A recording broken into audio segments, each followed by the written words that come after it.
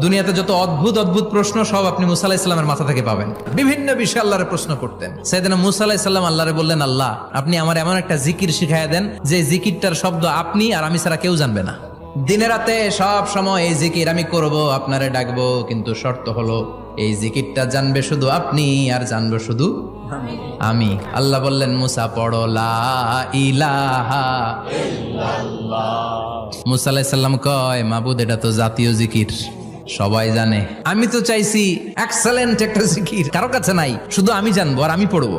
আল্লাহ বললেন, মুসা এই লা ইলাহাকে যদি এক পাল্লায় রেখে দাও, তাম বিশ্ব, সাত আকাশ, সাত জমিনটারে তুলে যদি তুমি আরেক পাল্লায় রেখে দাও, লা রাজাহাত কাফাতু লা ইলাহা ইল্লাল্লাহ, মুহূর্তের মধ্যে লা ইলাহার পাল্লা ভারী হয়ে যাবে।